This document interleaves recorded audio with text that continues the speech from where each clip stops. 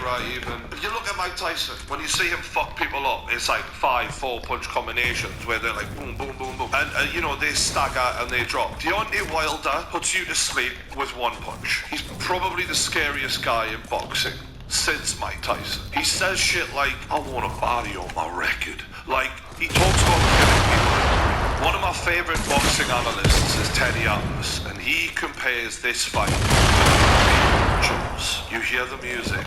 Dun-dum, dun-dum, dun-dum, and you're waiting for the moment where the fucking jaws land and bite the fucking head off someone. Even in the last fight, I think at the end of the 10th, the commentators go, 6 minutes left. That's the way they view it. 6 minutes for Tyson Fury to survive against this fucking shock. People often reflect on that last fight as if it was a complete all-out war. It really wasn't. It was the suspense that you all loved. It was the drama of, will the jaws land? Will this guy take Fury out? 2 undefeated fighters in there. Is Fury slick enough to avoid that shot? And ultimately he wasn't, but he was tough enough to get the fuck up when everyone thought it would never happen. Boxing is all about landing that amazing punch. The highlight reels of the career where you land that shot. Tyson Fury is one of the few people that have a highlight reel from getting up from a punch. That's why that getting up moment, that Undertaker-like moment, was a culmination of him getting up from a lot of things. He abused his body for so long. After becoming heavyweight champ, he just gave it all up and went to town. And when he became 28 fucking stone and he was on the piss with the England fans, he clearly doesn't care about himself. He's the furthest thing from a champion boxer. Goes on this journey with his mate Ben Davison and gets himself fit again. And then he starts to box again. And then he has a couple of little warm-up fights against, you know, and before you know it, he is in the ring with a man who no one wants to fight. Some said Anthony Joshua even didn't want to fight him. And here it is. Tyson Fury took the fight. He really should never have took that when he took it. Should never have. I think Deontay Wilder and his team thought that they were getting a really out of shape Tyson Fury, it was the best time to fight him. And it was. And he wasn't in shape, or not as in shape as he could have been. An out of shape Tyson Fury still had enough to outbox Deontay Wilder for the vast majority of that fight. It was quite easy. Aside from the knockdowns, Fury was hitting him without getting hit. He was teaching him a fucking lesson. A different class. In terms of pure boxing skill, Tyson Fury is levels above Deontay Wilder. Deontay Wilder just has that equalizer. Wilder just seriously underestimated Fury coming into that fight. Even when he dropped him in that last round and he's giving it a celebrate, he thought he's done. No one gets up from that. Now, we all seen the look on Wilder's face when Fury got up. It was the look of fucking hell. Like, disbelief. You mean I've got to carry on? Like, he'd switched off. He was, this is over. I wonder what that'll do to him coming into this rematch. I mean, it's got to motivate him. You got to know now you're not in there with someone who you can guarantee when I hit him, it's over. He can't know that now. He's the first person he's ever had a fight with who has defied that. So he's got to come in now with more. He's got to train harder. Potentially, he's got to have a fucking plan B. And I don't think he's good enough for a plan B. So he really has to hope that that plan A fucking works. Because Fury was robbed. In my opinion, he had that decision, even with 2 knockdowns. The question is, who does a rematch favour the most? For me, I think Tyson Fury is so smart, it would have been as if he'd already fought Deontay Wilder when he got in there. He will have had enough time watching his fights to prepare for exactly what he was going to get into. I think a lot of Tyson Fury's fighting style is the confusion. The element of surprise, the fact that you're not used to fighting a guy who is double bluffing you, who's too quick for you at that height, at that size. There's a lot of his style that completely removes you from your comfort zone and is shocking. And having that 12 rounds now to know what it's like being in there with him, I feel benefits Wilder a bit more. Because for the first 6 to 9 rounds, the Tyson Fury issue was just like, whoa, what the fuck am I dealing with? Like, this is not normal. I've never dealt with this ever. You could see that as the fight went on, alright, Fury didn't look bad at any point.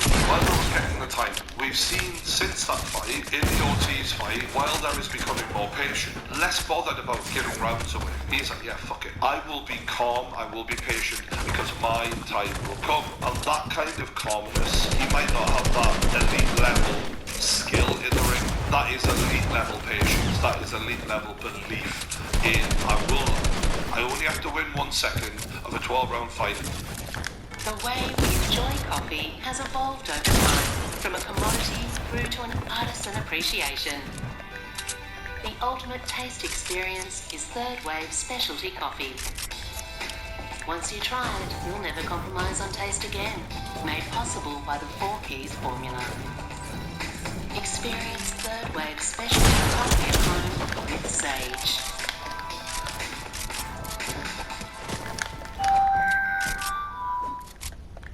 Aveeno with prebiotic oat makes dry skin look like this, and you feel like this. Aveeno. And I've won. And you wonder if he is going to start the next fight where he left off, where he's not being bamboozled by Tyson Fury, and he is going to be more patient and just focus on, let's stop swinging as crazily and let's just wait for my moment. Because when that moment comes, now I'm going to be ready. I've been in here with him before. I'm not going to be as bamboozled by him. I think that's got to be the thought process for Wilder here. And I do think that is why Fury, knowing that, is starting to say other things. Like, oh, I'm going to knock him out this time.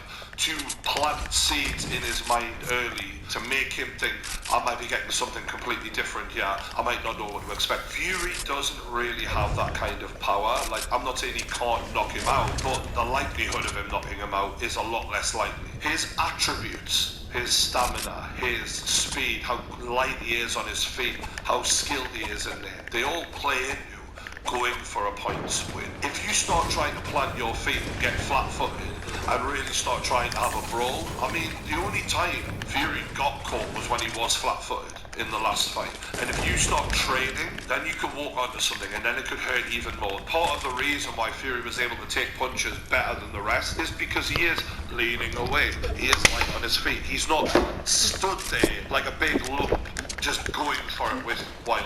Like, that is part of why he's able to take these punches. Tyson controlled the distance last time. When those shots were coming, he was moving with them to take that full impact off of them. He has to do that again. He cannot go in there and try and take them out. And he won't. If he does try and take them out, it's going to have to be very fucking strategic. And there was times where he did have Wilder rocked and that he didn't follow it up because you kind of can't. You've got to be happy with your work and go, right, let's not get greedy here. Mentally coming into this fight, I think Tyson Fury is the stronger of the two. He comes into this fight knowing, I can outbox you. I am better than you. You gotta hope. You gotta fucking pray you land this punch on me. Because if you fucking don't, I'm walking out with a decision win.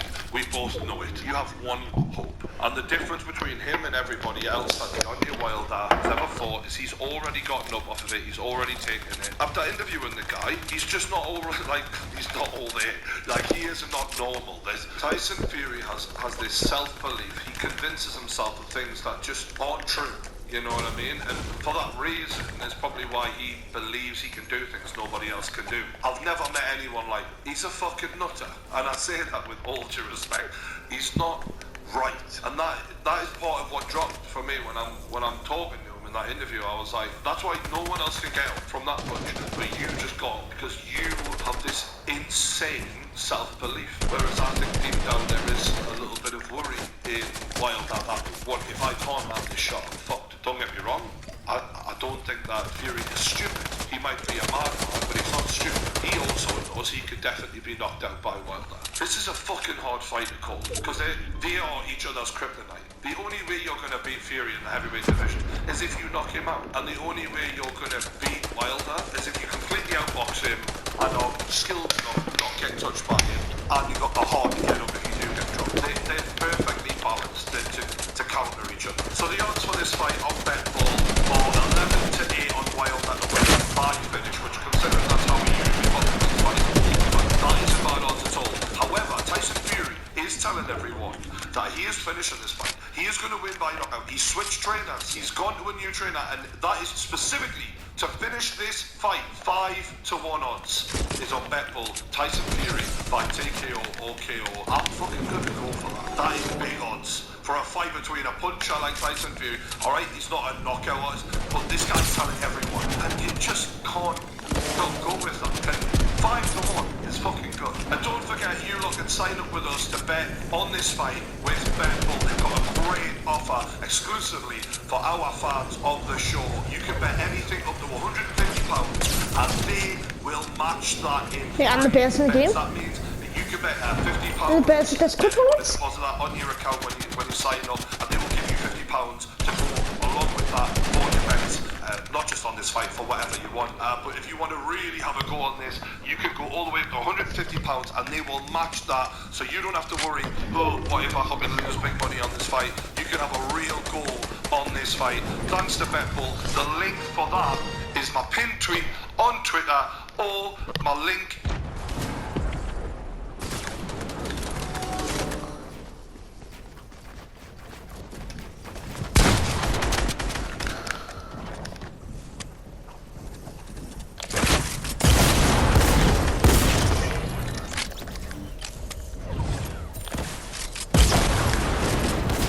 No way I took me second place again.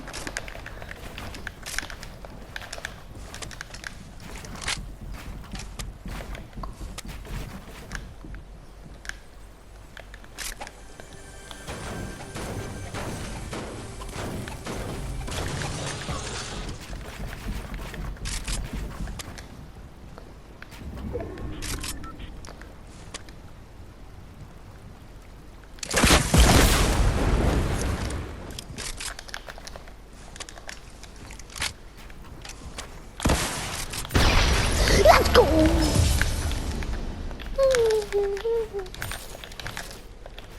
Hello, won that game.